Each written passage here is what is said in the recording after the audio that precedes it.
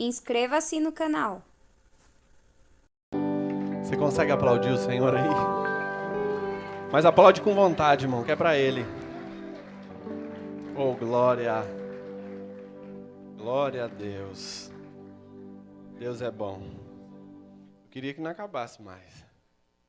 Que delícia, né? Como Deus é bom. Paz do Senhor, irmãos. Eita, tão com frio, irmão? Quem tá com frio aí, levanta a mão. Paz do Senhor, irmãos. Glória a Deus. Deus é bom. Eu estava ali sentado e comecei a pensar, né? Como Paulo escreve aos Coríntios, que Deus escolhe as coisas loucas para confundir as sábias. Por que eu estava pensando isso? A outra quarta-feira vem o pastor Renato com uma palavra top aqui, um culto de ensino. Maravilhoso. Aí vem no domingo, a evangelista Thaís traz uma palavra para cortar o coração. No domingo tem o evangelista Bruno, que sempre tem um torpedo. Quando acerta, esquece. O pastor Renato me coloca hoje para pregar. É Deus escolhendo as coisas doidas mesmo. O pastor Renato é maluquinho. Não é normal, não. Mas Deus é bom. Como Deus é bom. Hoje eu fui fazer alguns exercícios.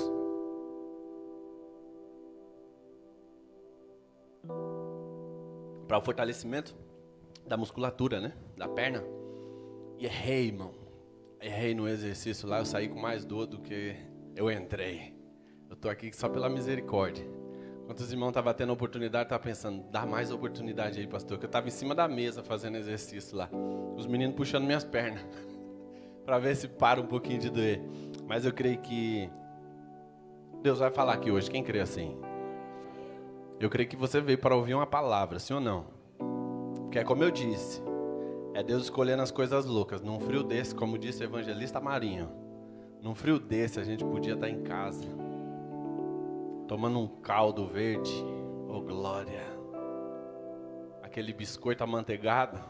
Oh, glória. Mas vocês decidiram vir aqui ouvir esse doido falar. Como Deus é bom. E eu creio que Deus vai falar aqui. Amém, irmãos? Confesso a vocês que eu estou queimando dentro de mim com essa palavra que Deus me deu. Deus me deu uma palavra e tem algumas pessoas que acompanhou um tempo atrás algumas coisas que eu estava passando. E o legal é que a gente escuta muito jargão de pessoas que pregam, dizendo que Deus fala primeiro comigo, para depois falar para a igreja, quando você tem uma palavra. E essa palavra se cumpriu na minha vida. E no decorrer da palavra, alguns que passaram, que tiveram comigo ali e souberam o que eu passei, vão entender que Deus falou comigo, tratou comigo no mais profundo através dessa palavra. E meu coração está queimando com essa palavra. Oh, glória, Deus é bom demais. Amém. Eu gostaria que você abrisse sua Bíblia. Pode ser sentado mesmo, irmão. Evangelho segundo escreveu Lucas.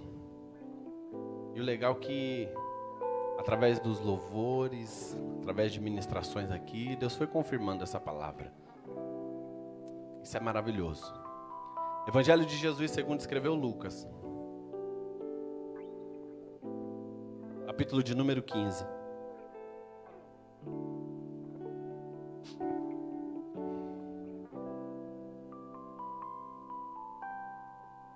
Nós vamos ler a partir do versículo 11. Quem achou diz amém.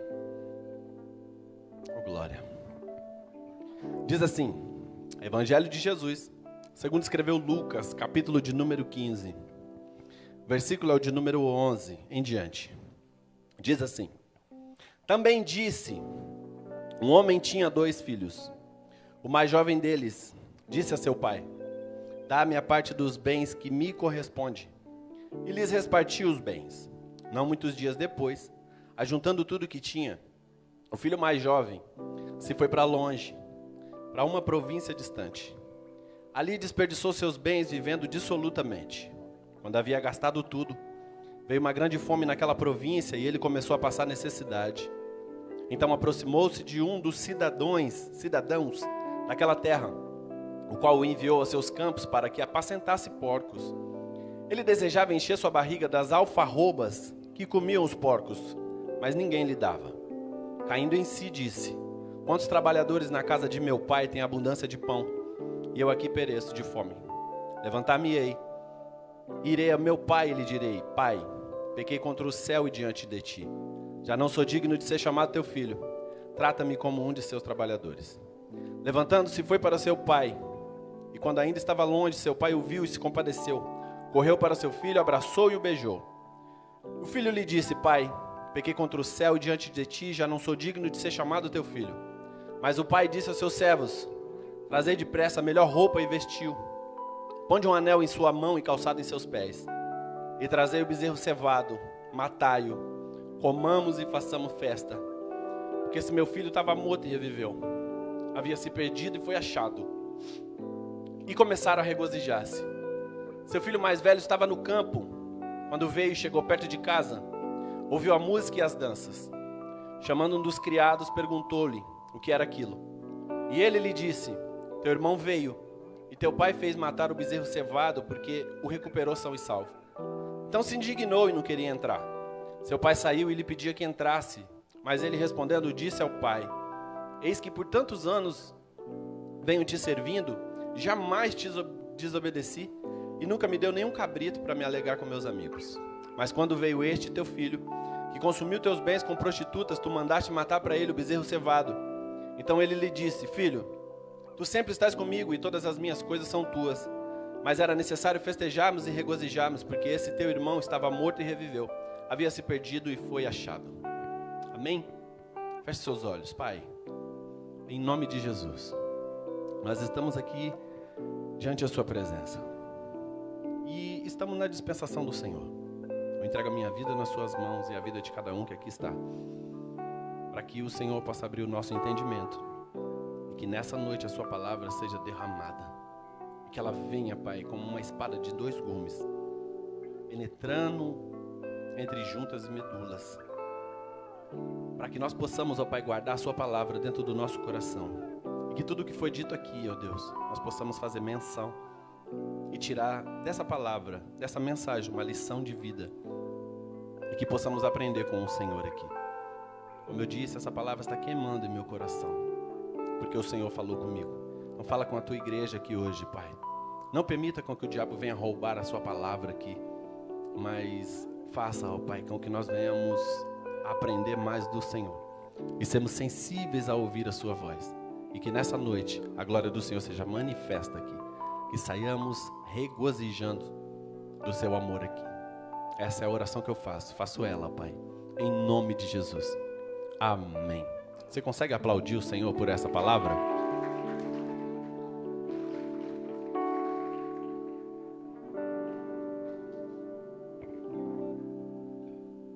Irmãos, como eu disse, essa palavra que Deus me deu, Ele falou comigo, Ele tratou comigo. E foi essa palavra que, através do que Deus tratou comigo, que me deu forças. Para que eu pudesse estar aqui hoje. Porque foi alguns tempos difíceis. Que eu passei algumas coisas que estavam me enfraquecendo demais. Mas eu quero compartilhar essa palavra com vocês. Não tenho como colocar um tema nessa palavra, porque a própria palavra já sugere o próprio tema. A parábola do filho pródigo.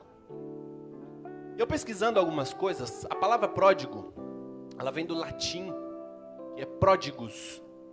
E ela significa desperdiçador. Ela significa...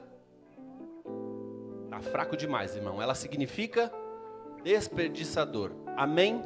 Guarde essa palavra que lá na frente você vai entender. Ela significa desperdiçador. Jesus, ele utilizava-se de parábolas quando ele precisava de contar às pessoas acerca do reino do seu Pai. Então, o que era parábolas? Eram algumas histórias que Jesus ele contava para as pessoas que ali estavam ouvindo, para que ele pudesse ensinar para as pessoas acerca do reino do seu Pai. E nessa parábola aqui não é diferente. Jesus ele está descarregando diversas parábolas. e ele chega na parábola do filho pródigo. E a Bíblia diz que Jesus ele começa a dizer que em uma casa havia um pai e 2 filhos. E nós sabemos e lemos aqui a história que um dia o filho mais novo, cooperador Gabriel, o filho mais novo, ele se levanta e ele chega até o seu pai e ele diz ao seu pai: pai, dai-me o que me é lícito, o que me é de direito, que eu vou conhecer o que tem além das fronteiras dessa casa que o Senhor me criou. E o pai, sendo justo, a Bíblia diz que ele entrega para ele aquilo que lhe cabe de direito. Bom, vamos melhorar a palavra aqui. O pai entrega para ele aquilo que lhe cabe, porque entendemos que direito ele não tinha nenhum, porque ele pediu a herança. E nós entendemos e sabemos, é sabido por todos, que a herança é aquilo que você recebe quando houve o falecimento do seu tutor, quando houve o falecimento daquela pessoa que é responsável por você, e você por direito tem direito naquilo que ele deixou por herança. E o pai estava vivo, então entendemos que aquele menino direito algum ele tinha, mas o pai, sendo justo, ele foi e entregou àquele menino aquilo que lhe cabia. E segundo o que nós lemos, nós podemos entender que o pai não deu para ele nenhum pedaço da casa. O pai não deu para ele móveis, o pai não deu para ele um carro, o pai não deu para ele nada que fosse algo palpável, mas deu para ele, não deu bens para ele, mas deu para ele algo em dinheiro, porque a própria Bíblia diz que não muitos dias depois, esse menino ele se levanta, ele arruma suas coisas e ele sai além do que tem dentro daquela casa, porque ele está ludibriado em conhecer o que há no mundo, o que há lá do lado de fora. E a Bíblia diz que ele vai embora. Esse menino ele sai. E quando ele sai, a Bíblia diz que ele começa a desperdiçar os seus bens com meretrizes, com prostitutas.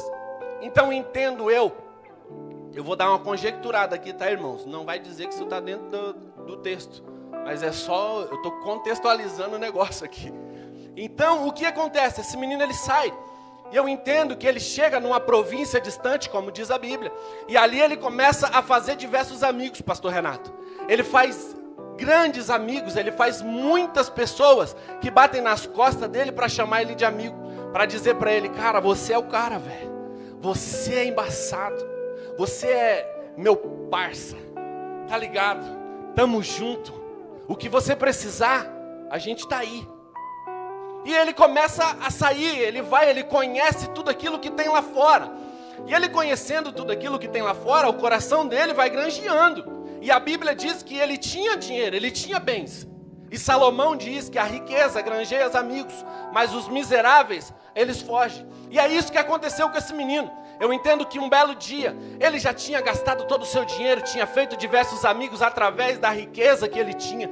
Um belo dia ele está dentro de um bom restaurante, e todo mundo comeu, pastor Renato.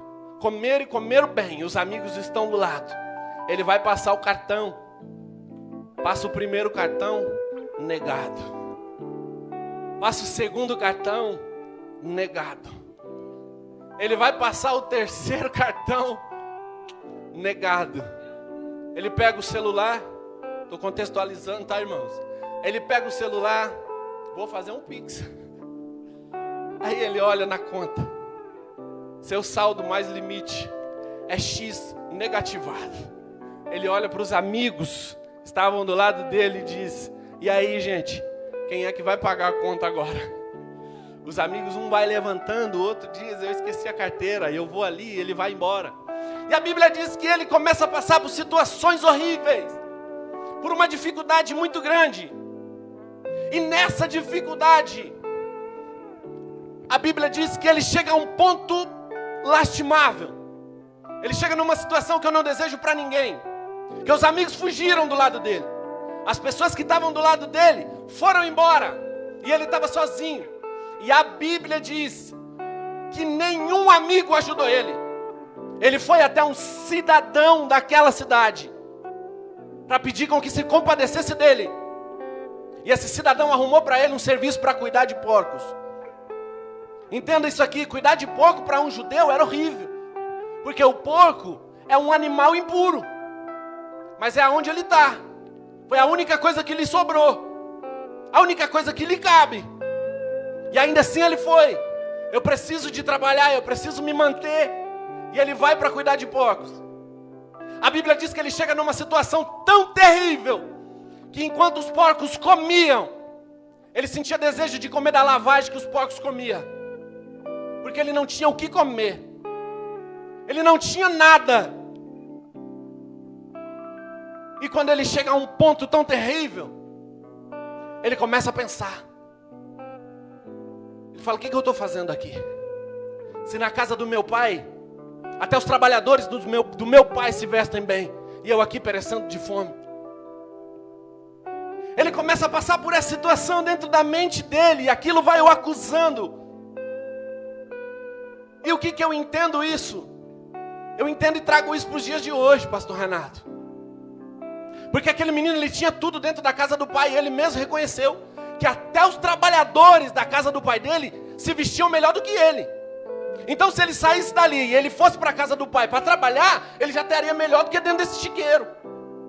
Só que o que fez ele sair de dentro da casa do pai foi a concupiscência dos olhos. Porque ele olhou lá fora e ele viu, não, no mundo é melhor do que aqui. Porque ele está dentro da igreja. E na igreja é tudo igual todo dia. Porque a casa do pai simboliza a igreja. Mas na igreja tudo é igual. Na igreja a gente vem para a igreja. Tem 3 louvor. Acaba os louvor, tem algumas oportunidades. A oportunidade acaba, tem a oferta. O pastor prega, no final ele dá a bênção apostólica e a gente vai embora. E é assim todos os dias. E isso que esse menino estava passando. Dentro da casa do pai virou uma monotonia. Porque ele acordava, ele falava com o pai, ele via os trabalhadores trabalhando, ele via as pessoas fazendo as coisas. Ele tomava café, ele almoçava e à noite ele ia dormir. Todo dia era igual. Ele caiu na monotonia. Porque dentro da casa do pai ficou monótono. Então o que eu vou fazer? Eu vou para o mundo, porque lá fora é diferente daqui. Lá no mundo não tem nada de monotonia. Lá no mundo o chicote estrala. Lá no mundo o baile funk está a 1.000.000 por hora. Lá no mundo eu posso fazer o que eu quiser e não tem regras lá no mundo. Aqui dentro eu já estou morrendo na monotonia. A monotonia lá fora nem existe. Então eu vou para o mundo. Porque ficar aqui dentro para mim está sendo um castigo. Eu me lembro de livro de Gênesis. E isso eu trago para os dias de hoje. Porque no livro de Gênesis a Bíblia diz que Deus dá uma ordem a Noé para que ele construísse uma arca. E quando ele vai construindo essa arca, ele vai pregando para as pessoas, pastor Renato. Vamos para a arca, vem para a arca, porque vai chover. E se chover vai dar ruim para você. Vamos embora, vem para a arca. E eu trago isso para os dias de hoje, tal como os dias de hoje. Porque nos dias de hoje a gente tem pregado, vem para a igreja. Vem para a igreja, porque a igreja pode ter monotonia sim, mas aqui uma hora lá fora vai chover, a porta vai fechar e vai dar ruim para você. Jesus vai voltar, a gente vai subir, e quando a gente subir não tem mais jeito para você, então vem para a igreja. E a gente continua com esse processo, e Noé era da mesma forma. Vem para dentro da arca, porque aqui dentro você vai ser salvo, aqui dentro vai ser bom para você. Mas tem um monte de gente que não quer nada. Por quê? Tem um monte de gente achando que ainda dá tempo. Tem muita gente achando que ainda dá tempo. Conheço uma pessoa que quando eu me converti, pastor Renato, eu me espelhava no cara. O cara cantava pra caramba, pregava. E eu sempre me espelhei naquele menino. Coisa de novo convertido. Eu olhava pra ele e falava, cara, eu quero ser igual a esse cara, mano. Eu quero ser igual a esse cara. O cara cantava, pregava e era assíduo na obra e tal. Um monte de coisa, e eu me espelhava nele. Entre outros também que eu me espelhava. E no meio da minha caminhada eu vi ficarem para trás. E um belo dia ele desviou. Porque dentro da igreja tinha monotonia na casa do pai. As coisas passaram a ser monótonas. Era sempre a mesma coisa. Então eu passei a perder a essência. E a concupiscência dos olhos me levou a sair para fora. E lá no mundo, ele começou a estralar. Porque lá no fundo hoje ele está buscando a fama. Hoje está um grande pagodeiro. Um dia eu levei ele para trabalhar comigo. E a gente trabalhando, eu evangelizando ele. Sempre que eu tenho oportunidade eu falo de Jesus para aquele cara. Sempre que eu tenho oportunidade. Um dia a gente trabalhando, ele virou pra mim e ele falou, cara, Rodrigão, vou te ser sincero, eu amo muito você, você é um cara nota 10. Mas, cara, não adianta você ficar falando de Jesus pra mim, eu conheço tudo. Aí já dei no meio, falei, mas a Bíblia diz que aquele que diz que conhece e não a pratica a palavra é mentiroso. E a mentira é do diabo. Ele, não, eu sei. Mas pode vir qualquer pessoa, palavras dele. Pode vir qualquer pessoa falar para mim o que for. Jesus já falou comigo. Olha só. Jesus já falou comigo. Jesus falou para mim que ele vai me esperar para ele voltar. Estrela. Pensa na importância desse cara. Eu acho que ele ouviu aquela palavra do irmãozinho dizendo, aquele pastor que disse que a gente tem mais importância do que Jesus. Não é possível. Mas eu olhei para a cara dele e falei, e agora? O que falar para esse cara? Porque Jesus falou para ele. Se Jesus já falou com o cara, quem sou eu? E Jesus vai esperar. Tem muita gente hoje que está achando que tem muito tempo. Tem muita gente hoje que ainda acha que o tempo está tranquilo, porque tem muitos anos, como o próprio pastor Renato ensina a gente. Paulo achava que Jesus voltava naquele tempo. E já se passaram mais de 2000 anos e nada, Jesus não voltou. Tem muita gente achando que tem muito tempo e eu quero sair da igreja por causa disso.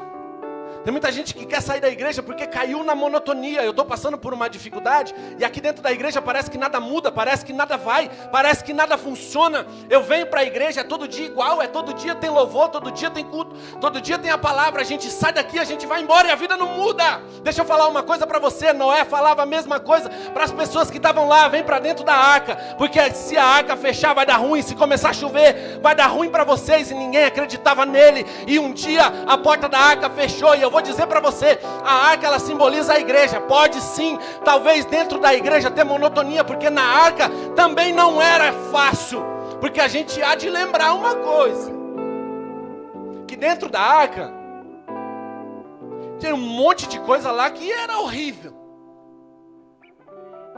Porque dentro da arca não era fácil de ficar. Se você for conversar com o camarada que estava dentro da arca e perguntasse para ele como é que é viver dentro da arca, ele ia falar, cara, não é fácil viver aqui dentro da arca, não. Não é fácil. Porque aqui dentro da arca tem um monte de animal dócil, mas também tem uns animal peçonhento aqui. Se a gente não tomar cuidado, o escorpião fere a gente. Se a gente não tomar cuidado, a serpente, ela abocanha a gente. Quando o camelo faz cocô, fede.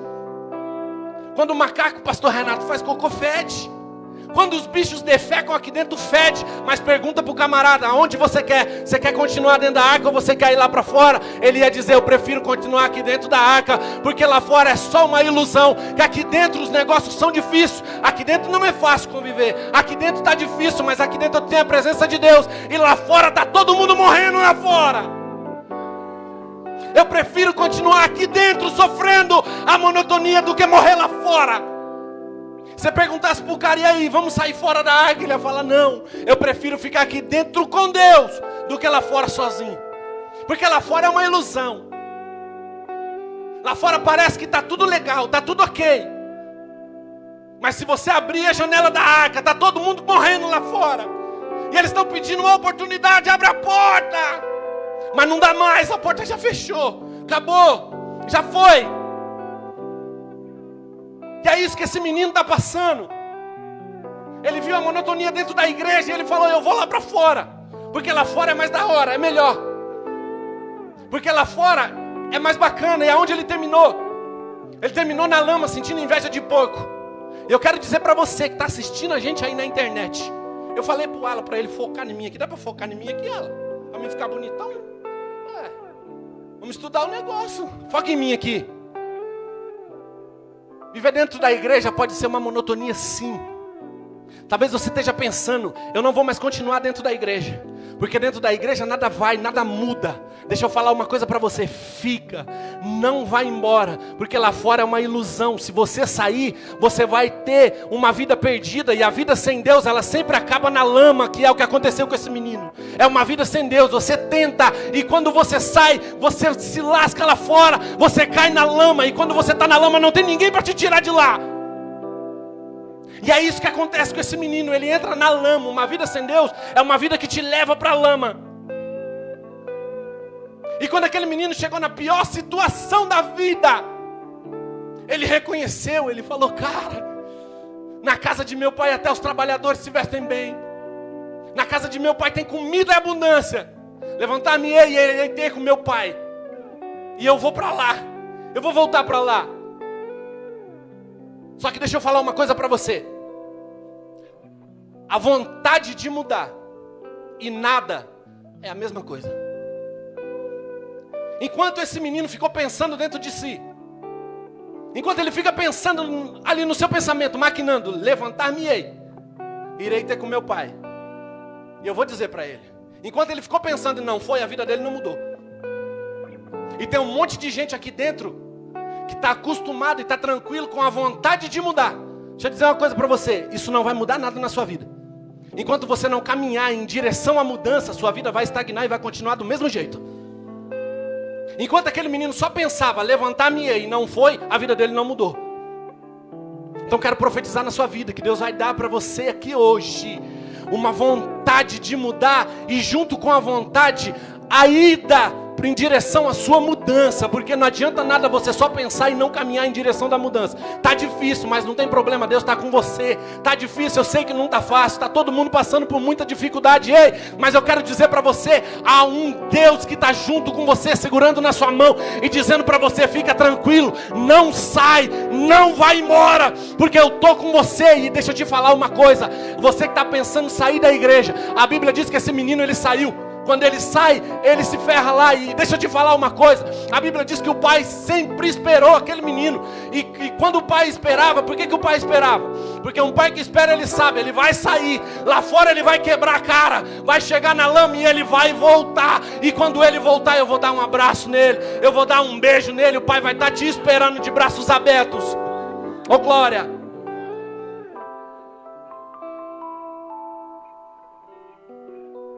Mas talvez você que está aí em casa assistindo, ou talvez você que está aqui, saiu e não consegue voltar. Saiu e não consegue voltar por causa das atitudes que você tomou. Mas Rodrigo, se eu voltar agora, talvez o pai vai entender que eu só voltei por causa da minha necessidade. Porque eu saí para fora, quebrei a cara lá fora, e hoje eu estou aqui querendo uma segunda chance. Ei, deixa eu te falar uma coisa. Isso só aconteceu com você. Essa sua necessidade só chegou porque você um dia resolveu sair. Mas o pai está te esperando de braços abertos. E quando ele vir, ele vai olhar para você sem julgamento. Ele vai dizer, não tem problema nenhum, pode vir que eu vou te dar um abraço. E o que acontece? Aquele menino, ele foi. E olha só que legal. Eu quero dar um aqui, meio que de Raik Carmelo. Posso, pastor? Eu não copiei dele não, tá, irmão? Foi de outro. Mas, amém? A Bíblia diz que o menino ele vai. E quando ele chega diante do pai, tá com a Bíblia aberta aí? Continua com a sua Bíblia aberta. Ele chega diante do pai. Pastor Renato, por favor, lê pra gente. Versículo 21.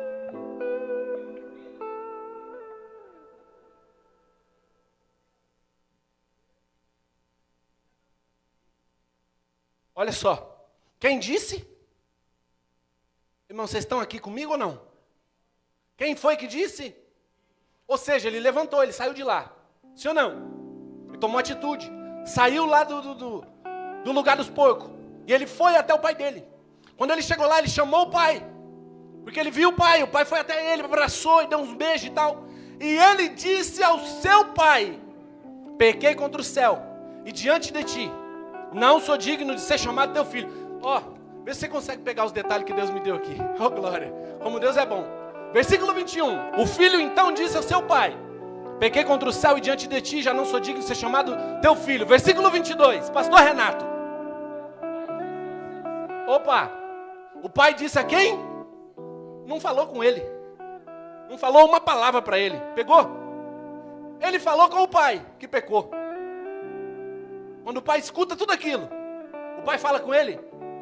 O pai não falou uma palavra com ele, mas ele chama os seus servos e diz, trazei depressa a melhor roupa e vestiu.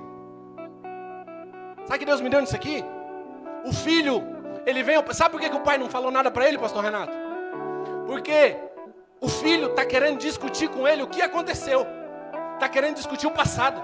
Está querendo dar justificativa do porquê que ele saiu. Está querendo justificar tudo aquilo que ele errou. Está querendo mostrar para o pai, pai, eu errei, mas eu estou justificando aqui o meu erro. Está querendo falar do passado, mas o pai não quer discutir o passado. O pai quer falar para ele sobre o futuro. O pai quer falar com ele sobre o futuro. Olha para ele e fala, filho, fica tranquilo que esse seu discurso falido acabou, pode ficar em paz. Traz aqui uma roupa para esse menino, porque a roupa que esse cara está usando está suja. Então o pai está querendo justificar ele. Enquanto ele está falando um monte de baboseira justificando o passado, o pai está falando do futuro, sabe por quê? Porque o filho quer falar do passado e blá blá blá, quer justificar, mas o pai não está nem aí, porque o pai conhece todos os dias dele e sabe por que o pai não quer falar do passado? Porque a Bíblia diz que o pai, ele pegou os pecados do filho e jogou no mais profundo mar do esquecimento e acabou, daqui para frente é vida nova. Então esse menino está querendo voltar, comentar com o pai sobre o passado, e o pai está querendo olhar para ele e falar, filho, vamos para frente, bola para frente, agora vamos trabalhar, vamos para frente, eu vou te dar uma roupa nova, porque quem olha essa roupa suja vai entender, esse daí é aquele filho todo destruído, que fez um monte de coisa, e estava querendo falar do passado com o pai, por isso que o pai trouxe para ele uma roupa nova, falou, então é o seguinte, eu vou dar uma roupa nova, porque quem está olhando, cooperador Vitor, quem está olhando para esse menino e vê a roupa suja, vai entender, esse daí é o pecador. Então o pai dá uma roupa nova, fala, esse daí eu justifiquei, então esse daí já era, quem está justificando sou eu. Irmão, deixa eu falar uma coisa para você, quem justifica é o pai, não tem problema nenhum, está sendo justificado pelo pai, quem somos nós para falar? Se o pai deu uma roupa, o pai está justificando, acabou. E o pai ainda fala assim, ó, põe no pé dele uma sandália. Aqui, ó, versículo 22. Põe um calçado nele. Porque quem andava descalço era escravo. Quem olhar para aquele menino usando um calçado vai lembrar e falar, não, esse daí não é o escravo, esse daí é o filho. Porque aquele que saiu, ainda que você saia, ainda que você se perca em qualquer lugar, você nunca vai deixar de ser filho. Você sempre foi filho. Você nunca vai deixar de ser filho, você sempre foi filho. E olha só o que é legal. O filho, quando ele chega para o pai, ele está querendo discutir com o pai o passado. Só que quando ele saiu de lá, ele está com o pensamento aqui. Eu vou voltar para a casa do meu pai. E se ele me receber como um trabalhador, para mim já está bom. Se ele me receber só como um trabalhador, já está tranquilo. Mas o pai dá para ele um anel quando ele volta. O anel significa autoridade. Ou seja, aquele filho está voltando para ser um trabalhador. Porque assim, é sincero o desejo do coração daquele menino. Porque a situação que ele está passando é uma situação horrível. Ele está passando uma situação decadente. E quando ele levanta ali, fala, gente, se eu vou para a casa do meu pai, eu vou viver bem melhor do que aqui nesse chiqueiro aqui. Não vou ficar aqui não. Melhor para mim é ir para a casa do meu pai. Eu vou para lá. É sincero o desejo dele. Não é um desejo assim, pastor Renato, que eu vou lá para a casa do meu pai, que meu pai vai me receber de volta, porque sabe que o pai dele é justo. Não, é um desejo do coração sincero. Então a vontade dele é voltar para ser um trabalhador qualquer, para sair daquela situação podre. Mas o pai olha para ele e fala, coloca um anel na mão desse menino. Eu quero restituir tudo aquilo que ele perdeu. Estou restituindo a autoridade dele. Eu estou colocando ele por cabeça e não por cauda. Eu estou mostrando para aquelas pessoas que um dia apontaram o dedo e disseram, ele não vai ser ninguém. Esse daí é teu filho que está lá, ó, perdido, virou as costas para você. Hoje ele voltou e ele está sendo reconhecido. Ele nunca deixou de ser o filho. Coloca uma roupa branca nele, justifica, porque quem está dando a roupa é o pai. Deixa eu falar uma coisa para você. Se a pessoa volta e deixa isso mais para frente. Mais para frente eu falo, é melhor. Oh glória. Quem está justificando é o pai. Quem justifica é o pai.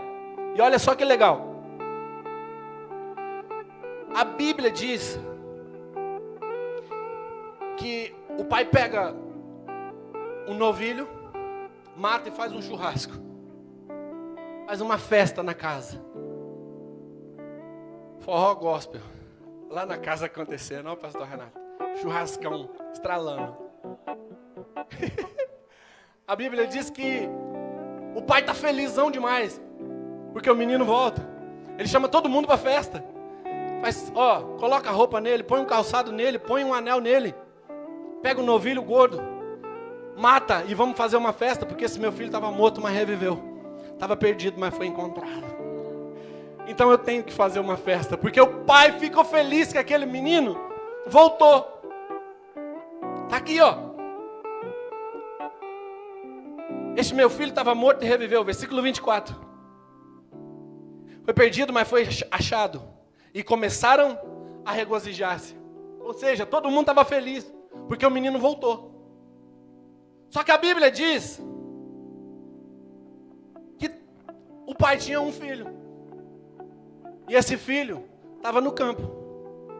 E é desse filho que eu vim falar aqui hoje. A Bíblia diz que esse menino estava no campo. E quando ele sai do campo, ele está indo para casa, ele vê aquela festa acontecendo. E a Bíblia diz que ele chama um dos servos do seu pai para tratar com ele o que estava acontecendo lá. Ele diz: uai, o que está acontecendo ali? Não é meu aniversário, não é Natal, não é Ano Novo. Será que o pastor Renato veio fazer um churrasco aqui? O que está acontecendo lá?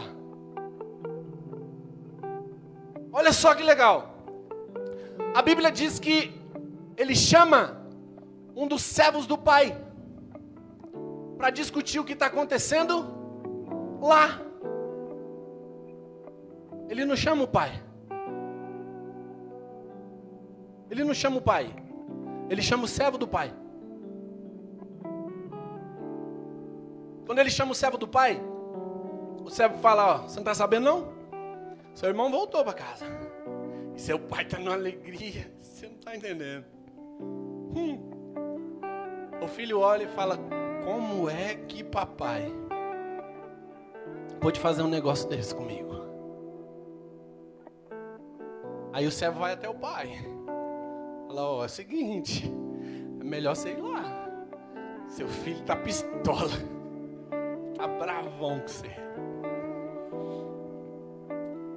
A Bíblia diz que quando o pai chega, ele fala para o pai: fala, como é que o senhor faz um negócio desse comigo?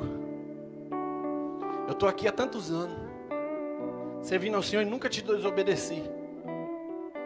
A Bíblia diz que ele ficou bravo. Versículo 28, está escrito.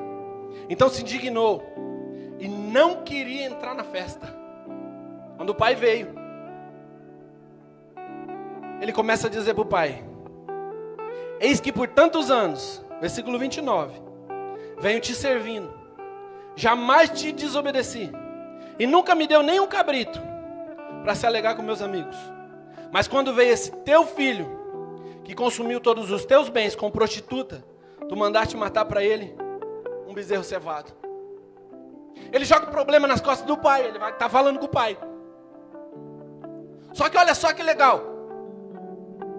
Ele vira para o pai e ele fala assim: esse teu filho gastou os teus bens. Está excluindo ele da paternidade. Ele não é meu irmão, ele é teu filho. Porque ele errou. Porque ele pecou. Ele fez um monte de coisa que não agradou. Então ele é teu filho. Quem é casado aqui sabe disso. A gente faz esse negócio também. Quando o filho faz uma arte e a gente não quer dar uns cascudos nele, ele é filho da minha mulher. Meu filho não. Seu filho está lá. Seu filho fez isso. Quando ele erra. Ou é só eu que faço isso aqui? Ou é só a minha mulher que faz isso aí para mim? Por quê? Porque ele errou. Porque ele fez aquilo que não agradou aquele menino. Não agradou o filho mais velho. Então ele é teu filho, ele não é meu irmão. Ele gastou os teus bens, já estou jogando na cara. Porque eu estou aqui há tantos anos, tanto tempo. E olha só o que é mais legal. Versículo 31. Olha o que o pai diz. Então ele lhe disse: filho, tu sempre estás comigo, e todas as minhas coisas são tuas coisas. Mas era necessário festejarmos e regozijarmos, porque esse teu irmão, olha só, Ele faz questão de enfatizar. Ainda que você não aceite, a paternidade não mudou. Ele é teu irmão. Ele não é só meu filho, ele é teu irmão. Estava morto, mas reviveu. Estava perdido e foi encontrado. E assim que acaba o texto. O texto acaba desse jeito, evangelista Michael. Aí, eu não posso deixar de perguntar. Segundo aquilo que a gente entendeu pela palavra pródigo, que é desperdiçador. Pródigo é quem foi ou quem ficou? Porque quem foi, entendeu que estava errado, que não devia ter saído e voltou, reconheceu. Falou, eu errei, eu vacilei, então eu tenho que voltar. Ainda que ele não queira me aceitar como filho, mas eu preciso de voltar. Ele está com um sentimento sincero dentro de si. Falando, eu preciso de voltar, eu tenho que voltar. Mas quem ficou, queria ter ido, mas não foi. E o próprio pai diz, tudo que está aqui dentro é teu. Você usa se você quiser. Mas já que você não quer, então não reclama de quem está usando. Você desperdiçou o seu tempo. E não relacionou comigo. Porque ele não tinha um relacionamento. E é aqui que eu quero entrar. Porque aquele menino, ele trabalhava para o pai. A Bíblia diz que ele estava no campo. Então se ele estava no campo, significa dizer que ele ia trabalhar. Se ele estava no campo, significa dizer que ele ia trabalhar. Gente, vocês estão comigo aqui? Gente.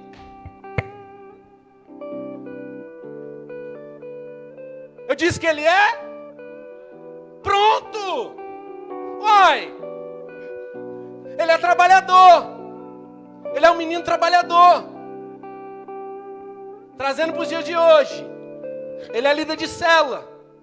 Ou de lar de paz. Lar Ágape. Ele é líder do louvor. Ele é líder do evangelismo. Ele trabalha. Ele é líder da sonoplastia. Ele é líder dos jovens. Ele é líder dos homens. Líder das mulheres. Ele é trabalhador. Ele é um menino trabalhador. Mas ele não relaciona com o pai, porque a Bíblia diz que o primeiro momento que ele tem uma dificuldade, ele não chama o pai para conversar com ele. Ele chama um dos servos. Então quando ele chama um dos servos, significa dizer que ele trabalha, mas ele não relaciona. Ele trabalha na casa do pai, mas ele não tem um bom relacionamento com o pai. Porque quando o chicote estrala, e ele tem um algo dentro do seu coração, ele não chama o pai, ele chama um dos servos. Porque ele não tem um bom relacionamento. Ele não tem uma intimidade com o pai. Ou seja, ele trabalha, mas ele não conversa com o pai. Ele trabalha e ele não tem uma intimidade com o pai. Prova disso é que ele chega para o pai e ele diz assim, eu tenho um desejo. Porque eu estou aqui há tanto tempo e o senhor nunca matou nada para mim. Ele tinha um desejo de fazer um churrasco, mas o pai não sabia. Mas ele também nunca contou para o pai. Ou seja, ele não se relacionava com o pai. O Senhor não viu em mim o desejo que eu tinha de comer um churrasco com meus amigos. E o pai deve estar olhando para ele pensando, é porque você trabalha muito, se relaciona pouco. Porque você fala muito e você não relaciona. Porque você quer ser líder, mas você não quer relacionar. Porque você quer ser pastor, mas você não quer relacionar. Porque você está achando que você já é pregador. Você viu meia dúzia de vídeos na internet, viu os coach lá e está achando que você é pregador, mas você não quer relacionar. Ei, deixa eu falar uma coisa para você. Nem todo mundo, pega isso. Nem todo mundo que trabalha se relaciona. Nem todo mundo que trabalha se relaciona. A prova disso é esse menino. Ele trabalhava. E nós temos uma prova que Paulo escreve. Numa carta pequenininha. Depois você lê na sua casa. Carta a Filemão tem um capítulo só. Paulo está escrevendo a carta a Filemão. E ele está falando de um menino chamado Onésimo. Esse menino, ele estava em fuga. Ele rouba o seu dono. Só que não é isso que eu quero falar. Ele era um trabalhador. Ele morava dentro da casa de Filemão. Tinha uma igreja lá. Ou seja, trabalhava na igreja. Vivia na igreja. Ele consumia na igreja. Era 24 horas na igreja. Mas ele não conhecia o dono da igreja. Ele não relacionava com o dono da igreja. Mas ele trabalhava na igreja. O Onésimo tinha tudo para ir longe. Estava do lado de um baita crente chamado Filemão. Mas ele não queria relacionar com o dono do Filemão. Ele não queria relacionar com o dono da igreja. E a Bíblia diz que foi necessário ele errar, ele ser preso para que ele chegue na cadeia. E ali ele encontra um homem chamado Paulo. E Paulo prega para ele. E ele volta um homem tão importante. Porque ele passou a relacionar. Paulo ensinou para ele o verdadeiro relacionamento, pastor Renato. Paulo ensina para ele que tem que relacionar. Sem relacionamento não dá. Você precisa de relacionar. E a Bíblia diz que Paulo escreve para Filemão, depois que ganhou ele para Jesus, ensinou para ele relacionar. Falou: Filemão, é o seguinte, eu estou te mandando aí o Onésimo. Eu sei que ele te roubou, que ele fez muitas coisas para você, mas bota tudo na minha conta. Eu não quero jogar na sua cara que você me deve, mas bota tudo aí na minha conta. Mas recebe ele não como um servo, receba ele como um irmão, porque ele será muito útil agora na obra. Saiu de trabalhador e passou para um relacionamento pessoal com Jesus. Deixa eu te falar uma coisa, nem todo mundo que trabalha relaciona, mas pega isso aqui: todo mundo que se relaciona trabalha, porque é impossível você se relacionar com Jesus e você não ter vontade de trabalhar para Ele. É impossível você se relacionar com Jesus e não ter vontade de pregar esse Jesus para as pessoas. É impossível você estar com relacionamento íntimo e constante com Jesus e você não querer salvar as pessoas. Ô glória, deixa eu te falar uma coisa. No momento que eu me converti, no começo da minha caminhada, eu tinha, acredito que uns 2, 3 meses de crente. Eu tive uma briga com a minha esposa, e por causa de uma pessoa de dentro da igreja. A gente tinha ganhado essa pessoa, já vou terminar. A gente tinha ganhado essa pessoa para Jesus. Levamos essa pessoa ao batismo. E aí aconteceu um fato entre eu e a minha esposa por causa dessa pessoa. Eu falei: quer saber legal? Tô saindo fora. Não quer saber de nada também. Eu tô dentro da igreja, tá falando. Eu tô do lado de fora, tá falando. Então pelo menos eu vou pro lado de fora. Porque do lado de fora não preciso de renunciar a nada. Lá eu posso fazer o que eu quiser. Aí saí decidido, pastor Renato. Eu vou passar ali, passar no banco, pegar um dinheirinho, vou entortar o nariz na cocaína, vou ficar muito doido. Tô nem aí mais para nada, não quero mais saber de Jesus não. E fui. Passei na biqueira perto de casa, perto do serviço. Abandonei o serviço. Avisei para ninguém que estava saindo. Desliguei o celular. A esposa ficou doida mandando mensagem para mim. Aí desliguei o celular. Fui embora. Passei na biqueira perto do serviço. Não tinha nada lá. Eu vou lá perto de casa. Lá eu arrebento. Ali vai ser 3, 4 dias. Irmão, entrei dentro do ônibus. Aí peguei o ônibus. E do nada eu dentro do ônibus, a minha esposa sabe que quando eu não estou dirigindo, para mim dormir é muito difícil. Só se eu estiver muito, mas muito cansado mesmo. Muito difícil de eu dormir. Sentei no ônibus, irmão. Pum. Ó, apaguei. Isso foi numa quarta-feira. Apaguei, não, numa quarta-feira não, minto. Foi num domingo. Apaguei. Sabe onde eu acordei? Nada. Perto do clube da esquina. Acordei perto do clube da esquina. Peguei o ônibus errado. Errado não, guiado pela mão de Deus, você vai entender. Aí desci. Eu desci, mano. Falei, eu vou embora. Teimoso, ó. Falei, eu preciso ir pra casa. Que é ali, Itapecerica, que o negócio vai acontecer. Aí tô subindo. Desci naquele ponto que vai lá pra casa do irmão do Josué. Aí subi. Quando eu cheguei na frente do clube da esquina, apaguei de novo, não lembrei de nada. Quando eu acordei, estava sentado no banco da sede chorando com um monte de gente do meu lado. Fala, Menonita. Falei, o que eu tô fazendo aqui, meu? Não, eu não vim pra cá não, cara. Eu tenho que sair daqui. Eu tava chorando. Não entendi nem por que eu tava chorando. E os irmãos conversando comigo. Aí tratei os irmãos bem, não expliquei nada. Falei, vou embora. Decidi, saí do culto. Falei, vou embora. Tava acabando o culto. Saí do culto e fui embora. Cheguei na frente do clube da esquina, apaguei de novo. Sabe quando você não lembra do que aconteceu no trajeto? Falei, gente, quando eu acordei eu estava no monte. Quando eu dei por mim eu estava no monte. Sério, minha esposa é testemunha disso, ela sabe. Eu não estou aqui para mentir sozinha, ela está me ajudando. Aí eu estou no monte. Aí eu comecei a entender, falei, dá para fugir não, né, Jesus? Olha só, é que já foi no monte, sabe, que lá não pega nem sinal de fumaça. Você tentar um sinal de fumaça lá não funciona. Meu celular começou a tocar. Eu tinha ligado o celular e nem sabia. Meu celular começou a tocar. O celular tocou, eu olhei aqui. Pastor Eloilson. Eu não vou atender não. Aí não, mas não tem pra onde correr. Atendi o pastor. Fala, pastor, você tá onde? Tô aqui no monte. Fica aí que eu vou aí. Eu falei, mas eu tô no meio do mato, o senhor não vai me achar. Fica aí, não sai daí que eu vou aí. Tá bom. Tô no meio do mato, como é que ele vai me achar lá no meio do mato? Eu penso que não, tô eu lá, dobrando o joelho, conversando com Jesus.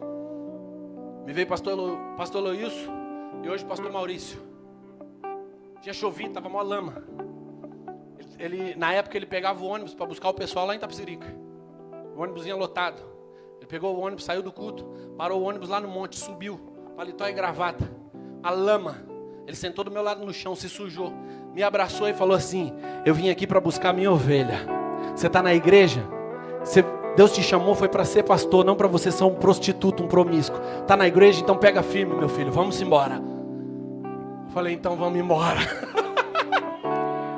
Aquele dia ele me ensinou a ter um relacionamento íntimo com Deus. Depois daquele dia eu nunca mais parei. Eu nunca mais quis voltar para trás. Aquele dia eu aprendi, eu não preciso somente trabalhar. Eu preciso de me relacionar com Deus. Porque quando eu aprendi que o relacionamento traz o trabalho, eu consegui adorar a Deus. Eu consegui adorar Ele de verdade. Eu consegui lançar para Ele todas as minhas dificuldades. E ainda que eu passe pelo vale da sombra da morte, eu não temerei mal algum. Porque Tu estás comigo, a Tua vara e o Teu cajado me consola. E eu sei que Deus vai preparar para mim uma mesa na presença dos meus inimigos.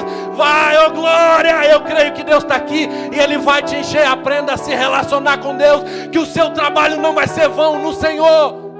Ô glória! Aquele menino trabalhava, mas não relacionava. E outra coisa, quando ele chama o servo, ele diz assim, ele tem um grande problema, aquele menino, que é um grande problema que acontece até dentro da igreja hoje. Ele chama o servo e ele diz assim: o que está acontecendo lá? Lá quer dizer, eu não estou lá, eu estou vendo de longe. É lá, o que está acontecendo lá, eu estou vendo de longe, porque ele não falou o que está acontecendo aqui. Aqui eu estou dentro, lá eu só estou vendo de longe. E é muito do que acontece dentro da igreja. Tem muita gente olhando só de longe, não querendo ser participante. Aí eu quero ir para a igreja, vou sentar no banco da igreja, ficar de glória a Deus e aleluia. E tá bom, deixa eu te falar uma coisa. Ficar de glória a Deus e aleluia não vai te levar para o céu. Porque aí você não relaciona. E tem muita gente também que vem para a igreja e fala: gente, esse culto não acaba nunca. Deixa eu te falar uma coisa, se 2 horas na presença de Deus é muita coisa, não peça para ir para o céu, porque lá é uma eternidade. Aquele menino está olhando de longe, ele está dizendo: está acontecendo lá. Lá quer dizer, eu não estou lá, mas a casa é minha, eu moro lá, as coisas estão acontecendo lá. Eu quero saber o que está acontecendo lá, eu só não quero me envolver. Deixa eu te falar uma coisa, se você não quer se envolver com as coisas de Deus, desculpa, mas você não está se relacionando com o Pai. Porque quem relaciona quer trabalhar. Rodrigo, como é que você diz isso? A prova disso é Pedro. Pedro, Jesus chama ele para ter uma pesca. E ele tem uma pesca milagrosa. E lá na pesca, ele arrebenta de tanto peixe. Aí Jesus olha para ele e fala: Pedro, agora vamos embora. Eu vou te ensinar a ser pescador de homem. Relacionamento. 3 anos de relacionamento profundo com Jesus. O que Pedro faz? Ele trabalha para Jesus durante esses 3 anos. E depois, pode ser, tá bom, ele negou. Mas só que depois que ele entendeu da ressurreição, ele falou: não quero mais largar esse Jesus por nada. Para o resto da vida ele trabalhou. E trabalhou tanto que no dia da sua morte ele falou: faz o seguinte, me pendura, você vai me crucificar, então que seja de ponta cabeça, porque eu não sou digno de morrer como meu mestre morreu. O que é isso? Relacionamento. Relacionamento profundo com Jesus, um dos maiores trabalhadores que já teve. Mas enquanto ele não relacionou, ele só queria trabalhar. E talvez você esteja com a síndrome do irmão mais velho. Eu só quero vir para a igreja. Deixa eu te provar uma coisa, Mateus capítulo 7, versículo de número 22 e 23. A Bíblia diz acerca dos trabalhadores. Um monte de trabalhador que Jesus está contando. Mas eu expulsei demônio, trabalhador. Eu preguei no teu nome, trabalhador. Eu ensinei os jovens, trabalhador. Eu evangelizei no seu nome, trabalhador. Eu criei uma igreja, eu tenho um ministério, trabalhador. Aí Jesus vai dizer assim: aparta de mim porque eu não te conheço. Porque você trabalhou para mim, mas você não relacionou comigo. Deixa eu te explicar uma coisa. A gente estava conversando, o pastor Renato falou isso na segunda-feira. Tenho medo de pessoa muito santa. Eu também tenho, pastor Renato. Eu preciso da graça. Porque não, irmão, entenda uma coisa. Não misture as coisas. A santidade com relacionamento. O cara que se diz santão demais. Porque é isso que esse menino diz aqui. Ele tem uma síndrome de santidade. Esse menino, ele olha para o pai e ele fala: eu estou aqui há tantos anos, nunca te desobedeci. Esse aí é o santão da igreja. Foi em todo culto. Estava aqui a quarta-feira, domingo. Sabe o discipulado? Fez. Talvez fez até 2 vezes para falar que não, eu preciso aprender mesmo. Entrou na teologia. Todo evangelismo estava. Em tudo que é coisa da igreja ele participou. Em tudo ele fez. Estava em tudo. Em tudo que tinha, ele fez. Só que deixa eu te falar uma coisa. Esse cara, ele não tem misericórdia com o irmão.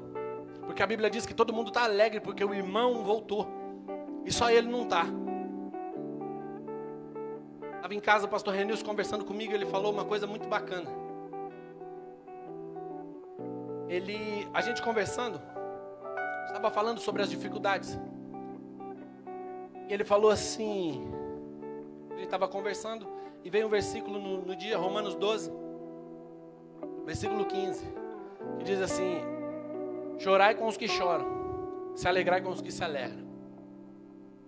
E o pastor Renilson falou uma coisa muito bacana, e eu trago isso para essa mensagem hoje e eu finalizo aqui. Chorar com quem chora é para qualquer um. Qualquer um pode chorar com você, pastora Sueli. Se a senhora estiver chorando, eu posso encostar, porque eu estou vendo. Meus pêsames, estamos juntos. Posso tentar te consolar.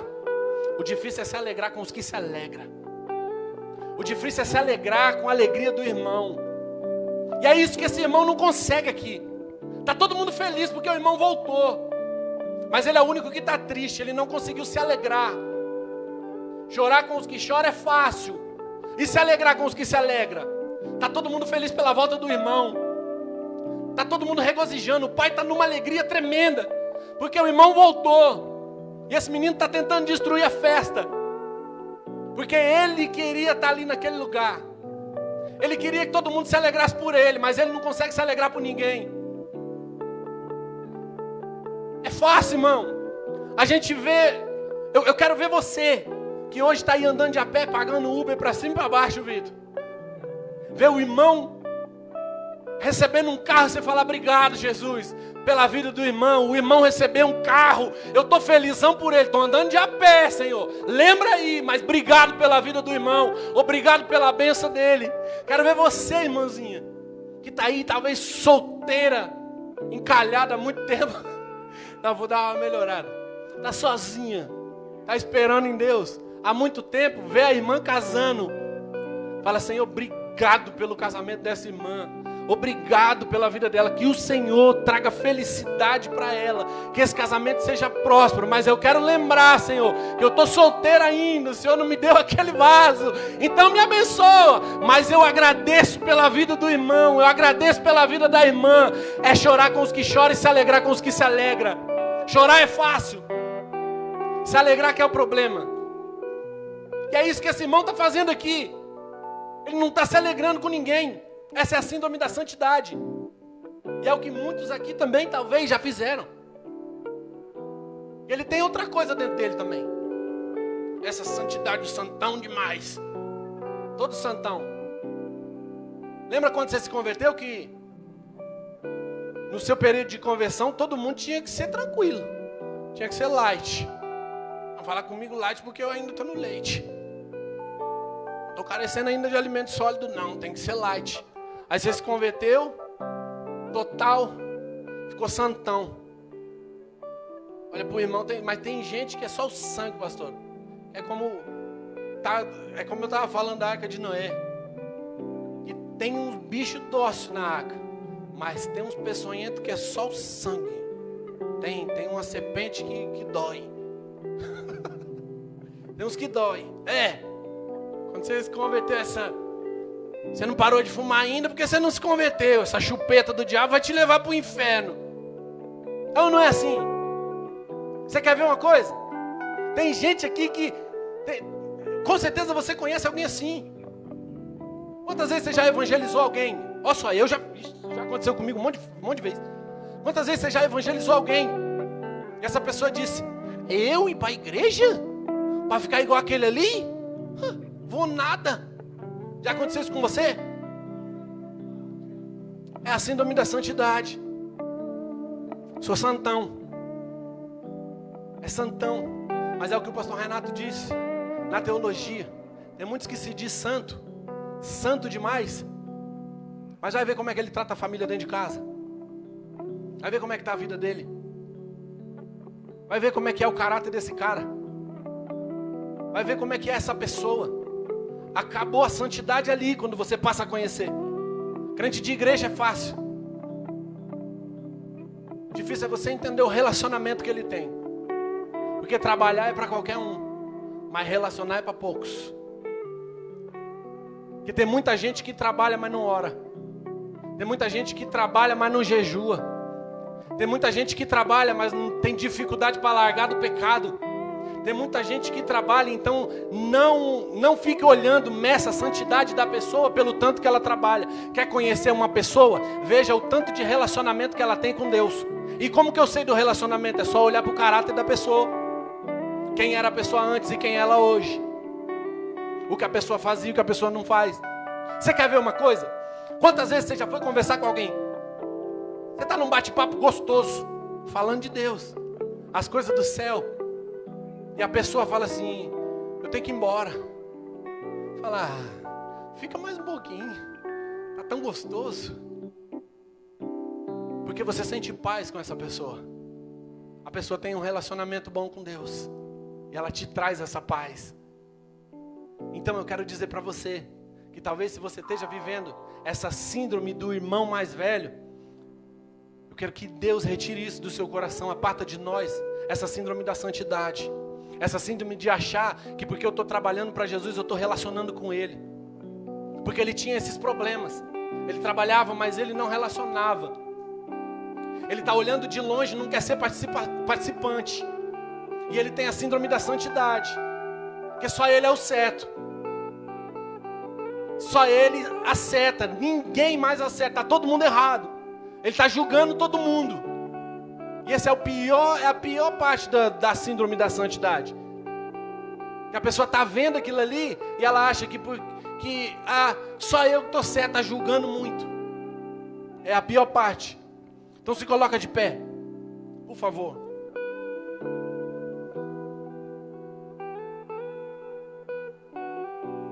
Eu quero aqui hoje profetizar na sua vida. Que você vai parar de trabalhar para Jesus. E você vai começar a relacionar com Ele. Quantos aqui querem relacionamento íntimo e profundo com Deus? Eu creio que você vai começar a relacionar com Deus. E que a gente retire de nós essa síndrome do filho mais velho. De que a gente já é santo demais. De que só a gente está certo. Mas que a gente comece a olhar para o irmão com mais misericórdia. Que a gente seja misericordioso com o irmão. Que você compadeça de misericórdia. E eu quero dizer uma coisa aqui. Que você não seja daqueles que só olham de longe o que está acontecendo lá.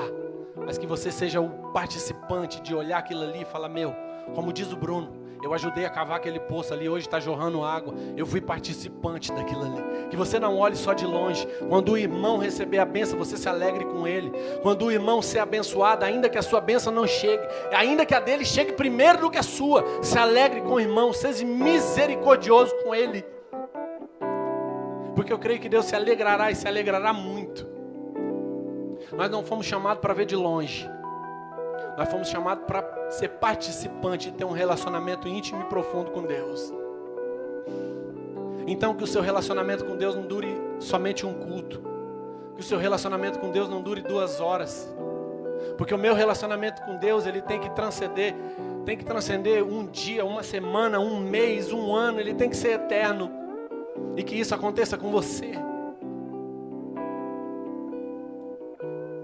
Talvez você pode estar até pensando em falar, enquanto eu estou pregando aqui, alguma dessas coisas talvez se encaixou com você. E com você que está em casa também. Talvez você está pensando em sair e fala, algumas coisas encaixou comigo. Talvez eu tenha essa síndrome do irmão mais velho. Mas eu nem gosto de churrasco, mas eu vou comer esse. Porque o importante não é o que tem na mesa, mas sim quem voltou para essa mesa. O importante não é o que você vai comer ou quem vai comer. O importante é quem está celebrando junto com você e o que está sendo celebrado. Então eu quero profetizar um negócio aqui. Quantas pessoas a gente tem na igreja, pastor?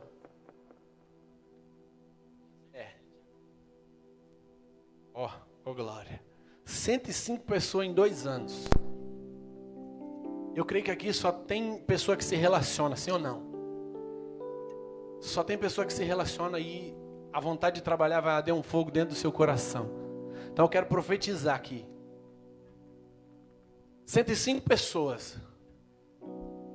Esse monte de trabalhador que relaciona. Eu quero profetizar e quero profetizar muito. Vamos profetizar muito, né? Como eu disse para minha esposa. Vai que a gente mira a lua e acerta uma estrela, já tá bom. Eu quero profetizar aqui. Que daqui foi 2 anos, 105 pessoas. Daqui para o outro final de ano, com esse monte de trabalhador, tudo relacionando, a gente vai ter 500 pessoas nessa igreja.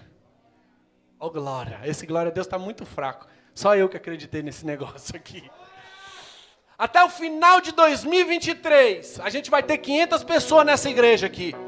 E todo mundo relacionando. Nós não vamos ter trabalhador. Nós vamos ter quem relaciona. Nós vamos ter pessoas íntimas com Deus. Pessoas crentes. Pessoa que vai olhar para o pastor e falar, pastor, é o seguinte, eu quero trabalhar para esse Jesus. O senhor está precisando do quê? Vamos embora. Ah, mas o barco vai afundar. A gente afunda junto. Mas se ele der peixe, a gente chama outro barco. Ainda que ele romba, a gente vai chegar. Eu quero ver mais de 500. Eu estou profetizando 500, mas eu creio que vai ter mais de 500 pessoas. Quem crê assim?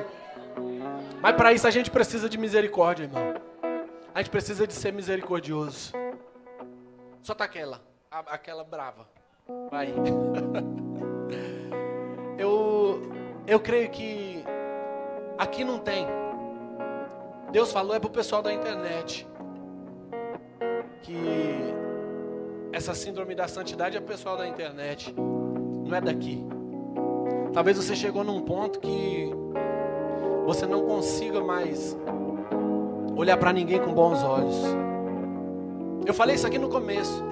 Essa palavra Deus tratou comigo. Pela situação que eu estava passando. Tem gente aqui que não sabia não. E nem sabe. Mas eu cheguei num ponto que eu falei para algumas pessoas. Eu tinha medo disso, pastor Renato. Porque a minha maior felicidade sempre foi o meu maior combustível. Foi sempre estar na casa de Deus. Minha esposa, Deus ele te dá aquilo que você precisa. Eu falava isso para minha esposa, ela ficava brava. Minha vontade era fazer um quartinho na igreja e morar aqui dentro. Porque por mim, eu sempre passava 24 horas dentro da igreja. Minha maior vontade era trabalhar para Jesus. E as coisas foram acontecendo e eu cheguei num ponto que eu parei em casa e eu falei com ela, a minha melhor amiga que eu tenho, a minha esposa. Falei com ela. Falei, eu não tenho mais desejo de ir para a igreja. Não tenho mais vontade de ir para a igreja. Eu estou indo para a igreja no automático. A vontade de ir para a igreja minha acabou. Eu cheguei a falar para ela, pastor Renato, hoje eu estou meio que entendendo. Aquelas pessoas que dizem, eu saí da igreja, mas não saí de Deus. Eu coloquei isso na minha cabeça. Falei, cara, eu estou entendendo essas pessoas. Porque o que eu estou fazendo na igreja? Eu estou indo lá só para trabalhar, não consigo prestar um culto para Deus. Eu não consigo mais fazer nada de coração para Deus como eu era. Eu não tenho mais vontade de ir para a igreja. As coisas aconteciam e eu jogava lá em cima. E eu achava que tudo era estrondoso, santão. Só eu estava certo. Ninguém mais estava certo, era só eu, todo mundo estava errado. Eu cheguei nesse ponto. E falei para algumas pessoas, falei, eu não tenho mais vontade de ir para a igreja. Estava indo para a igreja porque a minha esposa, ela me arrastava. Cheguei a falar para ela, ela falava, você vai para o culto hoje? Eu não sei. Quando outrora chegava o dia do culto, eu já estava a milhão. Ficava bravo com ela, porque ela queria se maquiar. E eu falava, gente, nós vamos chegar atrasado no culto, bora pro culto. Hoje é dia de culto. Eu chegar num ponto que, da quarta-feira, e você falar, mais um dia de culto. Não vou não. Eu não vou não.